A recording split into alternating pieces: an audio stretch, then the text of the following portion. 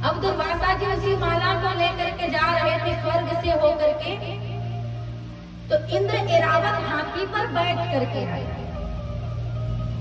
दुर्वासा जी को कहे प्रणाम ऋषिवर, कहाँ को आ रहे, कहाँ को जा रहे।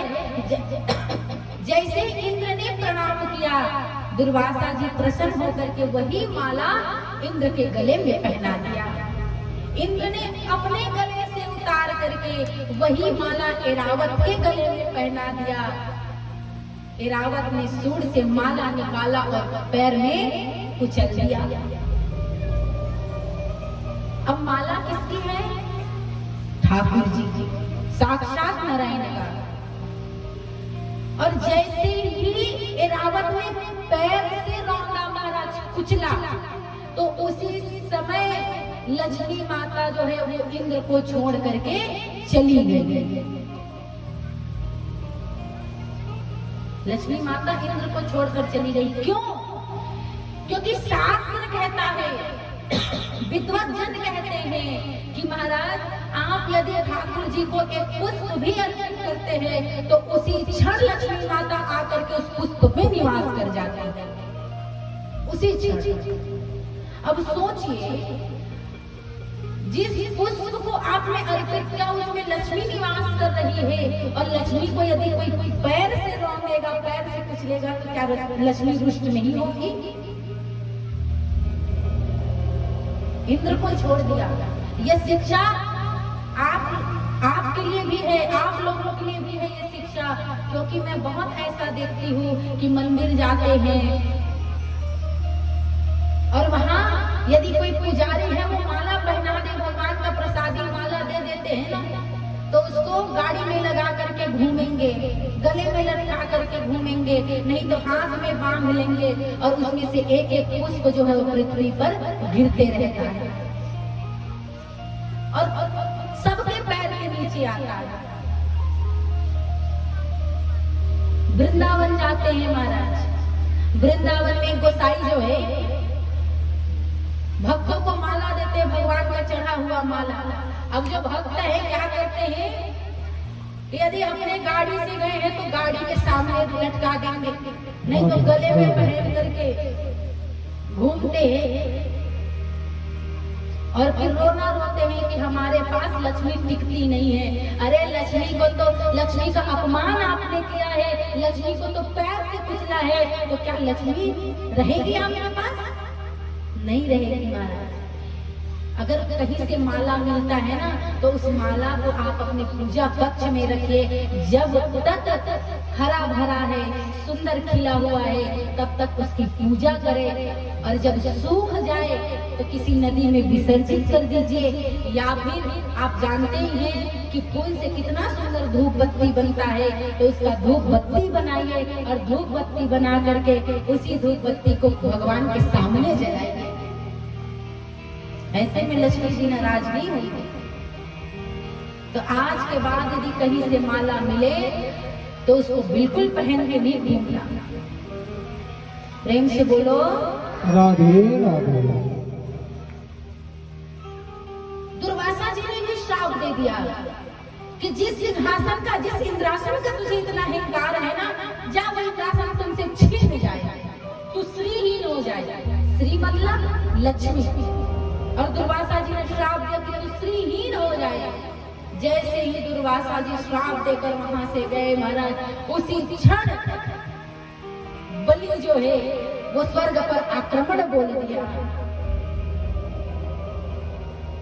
श्रीहीन हो गया। सब देवता भागे भागे भगवान के पास गए, ब्रह्मा जी के पास गए। ब्रह्मा जी कहते हैं मोह से कछु ना होवे, चलो नारायण के पास। नारायण के पास गए। नारायण कहते हैं देखो बेटा, एक ही उपाय है, क्या? तुम जाओ और जाकर के समुद्र मंथन करो। कहे महाराज इतना बड़ो समुद्र अकेले मंथन है जाएंगे? बाकी लिए मथाना भी लाना पड़ेगा, नेति भी बनाना पड़ेगा, का अकेले हम देवता कर पाएंगे? भगवान कहते हैं अकेले करने के लिए कौन कह रहा? जाओ जाकर के दैत्यों से कहो कि हमारी सहायता करो, और लालच दे देना कि जो भी निकलेगा समुद्र से हम दोनों भाई आपस में बांट लेंगे। महाराज लेकिन दैत्य जो है हमारे दुश्मन है।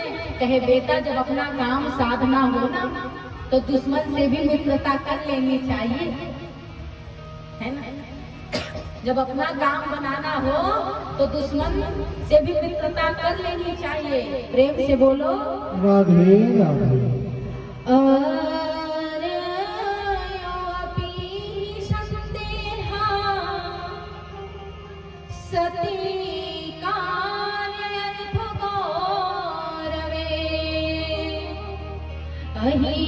मूषक वद देवा